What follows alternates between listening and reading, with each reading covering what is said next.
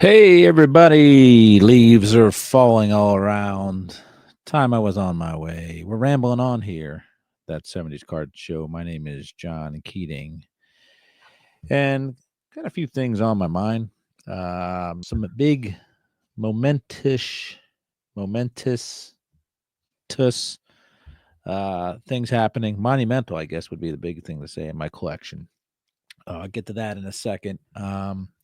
Hope everybody's doing well and getting all the cards they so desperately deserve and cherish and yearn for. I have been hanging out in the basement here on moonlighting with my collection here. I've made the decision to leave Beckett OPG, lock, stock, and barrel.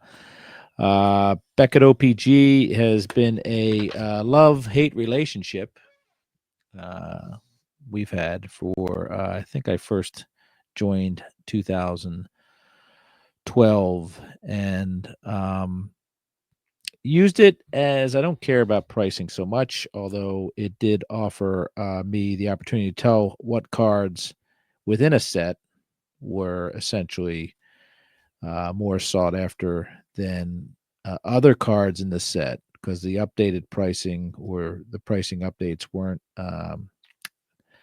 very contemporary, especially with the older stuff. The older stuff they tended to just leave alone and not um, keep up the speed on. So anyway, database, that's what I used it for and served my purposes. I paid a lot of money to house my collection in that database and didn't get a lot in return.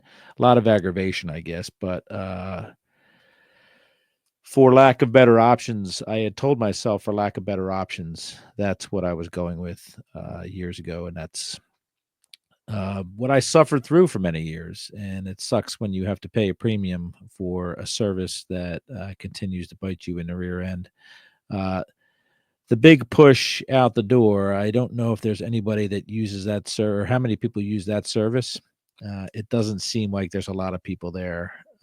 In the forums, the posts are rare and few and far between. And so, anyway, it's a bit of a ghost town over there. And what they did this summer, Beckett, charging people like me $350 a year to use the service, essentially to store uh, my cards and the data from my cards and across several sports or all sports, I guess, and non-sports as well. They implemented a search restriction this year so that if you are a full-on, full-bird subscriber like I was, Mac Daddy, maximum amount of payment, you had search restrictions still put on you. You couldn't even search your own collection. You couldn't add cards to your existing collection if you went over a certain amount of searches per month. And that really bit me in the rear end in October. About halfway through October, I buy collections and add stuff in there and all that fun stuff, and then they completely shut the tap off. And I can't tell you how aggravating that was. I went to the forums, and there was a lot of hubbub, or as much hubbub as there could be for the few dozen people that remain using that service. And there's really no logical explanation. The forum had a few posts about how people weren't going to renew their subscription, all that stuff. And anyway, it's very kind of a really amateur move by the folks over there. If they want to shut the whole thing down, they should just shut the whole thing down. They shouldn't restrict their top users, the top payers of their service. They shouldn't restrict the capability of searching, which makes no sense to me. It's not like it's a dime every time I hit the search bar. It's just a database, for crying out loud. So after having a few days of red mist, plotting my strategy, I knew from the get-go that I wasn't going to renew. Of course, I'm stuck here until June is when I would, in theory, re-up on that subscription. So initial reaction is immediately get out of there, all that stuff, ask for a refund, which some have done as well. But I decided I needed to migrate my collection over to another database. And I looked. The obvious choice right under my nose was Trading Card Database. So I've been a member of that platform for several years. And when I say member, I have a name and all that stuff. Had a few cards popped in there, but it's a free service. And it appears to be really exactly what I'm looking for. So not quite sure what the motives are of having a far superior service like TCDB, going up against them as Beckett is doing and charging an arm and a leg and then restricting that service. Beckett is kind of, I don't know. There's been a lot of chatter about Beckett over the last couple of years, but they are making their bed and they can sleep in it without me moving forward. I don't sub to them, and now I won't be using their database. Some people say, well, you have your own database. You can make your own spreadsheets. I can't do that. I got several 100,000 cards and all that stuff. So TCDB is where I am in the middle of moving into right now. It's a more user-friendly, a more intuitive platform, easy, simple to search for cards. You can search. It's just amazingly simple. Beckett was frustrating beyond belief. If it wasn't intuitive, there was a card numbering nomenclature that sometimes they would follow the back of the card, sometimes they wouldn't, and just frustrated beyond all belief. So, for a service like that is a paid service that's filled with ads and implementing search limits and not updating anything or keeping up to speed is pretty ridiculous if you ask me. So TCDB, it is a fun little, like I said, intuitive platform. And I wouldn't say little, it's got just as many cards in it. And I used it to search for cards as well previously, but it is so much easier to log stuff in, search for stuff, all that fun things, kind of user run or user assisted. And just, it's been a joy. At first I was kind of intimidated by having to move 200,000 plus cards from one platform to another, but it has been, once I got over that little hump and figured out what I was doing, which took minutes, and I'm a pretty much of a airhead. Took me minutes to figure out how to do stuff. I was off and running. So I'm probably about halfway through right now. I think I have 100 and something thousand cards logged in. Let's go look here. I won't share, but I have 114,000 cards in there right now. That's over baseball, basketball, boxing, football, golf, hockey, miscellaneous sports, multi-sport, non-sport, approaching 100,000 alone on baseball right now. So I'm getting there. It's gamified, which means it has rankings, card or player collector rankings that you don't need to really do anything. It does it all for you. So big fan, big thrill. And the gamification is competitive, but it's not based on money or condition or stuff like that. You got 100 Nolan Ryan cards, you have 100 Nolan Ryan cards, and you are immediately ranked in there. And you can watch yourself climb up the rankings. Obviously, you can trade, sell, all that fun stuff. So, haven't gotten into that yet. I have a few friends in there that are kind of helping me out, Zach and Cooter. Kind of helping me find my way around. I won't get into the trading part till much later, till after the collection is logged in. But for now, going at it. And if you look over here, there's a box right now that I'm working on. And if you look back there, all those boxes, each one is a year. Right now, I'm on 1995 baseball. So that's about 29 years ago or 30 years ago. So I got about 30 more boxes to go through just for baseball. I think I'm up to the 90s in hockey. 1990 in hockey, basketball, football, all that stuff. So got to plow through, get through the baseball, then get through the other sports, and then I will be ready to trade or not trade, because trading brings a whole bunch of other issues these days, it seems. So business versus hobby. So Beckett is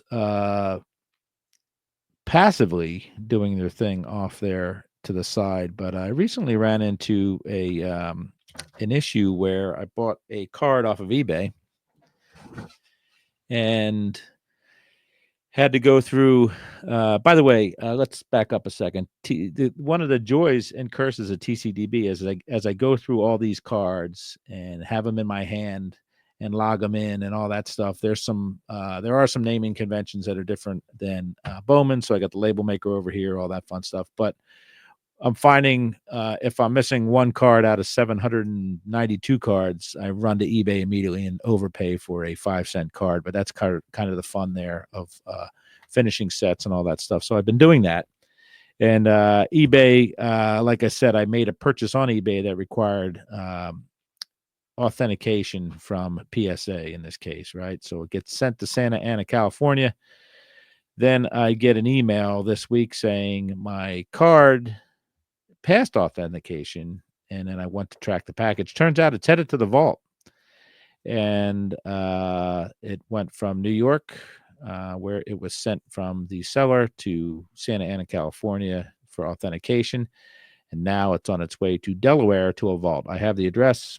Better lock your doors, folks, because I'm coming for my card. So brings me to what I've been thinking about lately. The way we as a hobby, are being directed to collect by manufacturers and by secondary players like PSA and eBay. Why should I have to hit a button on a purchase? I don't purchase many things on eBay that require authentication, but why should I have to hit a button to opt out of a vault when this is my card? And yes, you have to do your authentication. I get that, and I sort of appreciate it. I really don't have a strong opinion on that.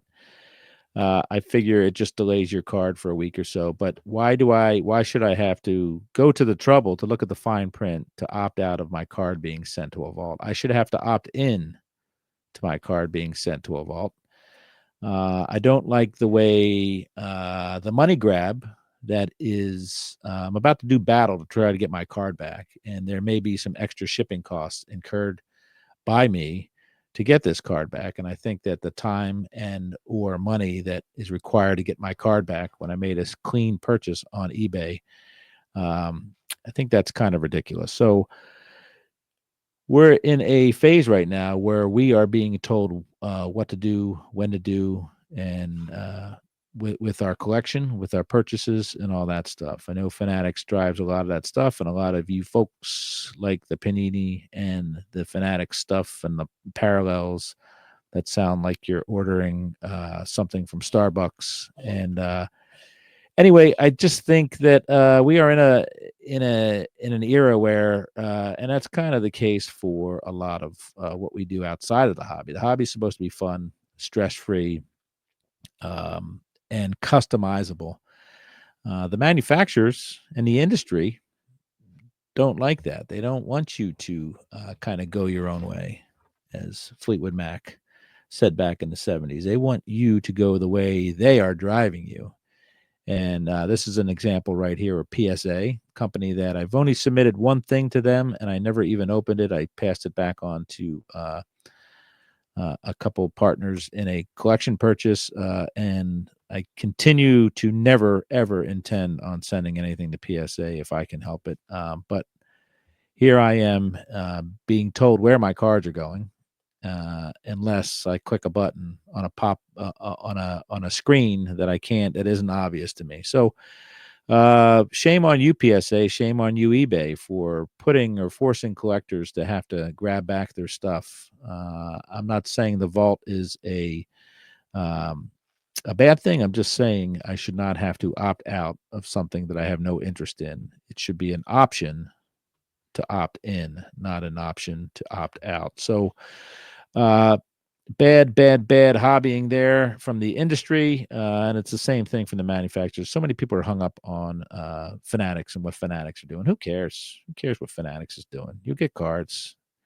But the molding of collectors is kind of what got us into the part right now where people were waiting in line at Target and Walmart, and people were ripping pallets of Pokemon cards at Costco, ripping them out of the hands of each other. It's like, what a crappy place a lot of the hobby is being forced into, and just beware of that. And if you're smarter than I, it's a caution that you don't need to worry about. But I'm kind of sick of codes on podcasts to buy this, that, or the other thing. Nobody here, very few things are revolutionizing our hobby. I've unsubscribed to programs that used to push fractionals and vaults and auctions and penny sleeves and all that crap. Nothing is happening here that's revolutionizing the hobby. Yet we are all being faced with the nonsensical bombardment of kind of stupidity. It's a lot like Twitter, right? Twitter's getting pretty bad too, and don't want our hobby turning into Twitter or a subsidiary of Twitter. Just yeah, it's a bit laborious sometimes trying to keep up with all this crap. So screw you, eBay and PSA, for doing that. I use eBay to sell my cards, so I am taking advantage of eBay's platform, but to take advantage of me when I buy something, I think is a little ridiculous. The hobby, time is a part of the hobby, and if it's not, it's supposed to be time spent in an enjoyable fashion, whether it's socially with fellow collectors or with your collection alone. Doing that right now by myself, enjoying logging these cards in and learning about sets that maybe I haven't looked at in a little while, and learning about cards I'm missing and stuff like that. So the whole premise here is to make it less stressful and more enjoyable and all that stuff. So I have a continuing joy for my collection, but they certainly don't make it easy. I'm talking to you, eBay and PSA, and what'll probably eventually be EBPSA and all that crap. So just have serious questions on whether any of these things we are being force-fed have a positive impact other than affecting somebody's bottom line somewhere way, way upstream. So anyway,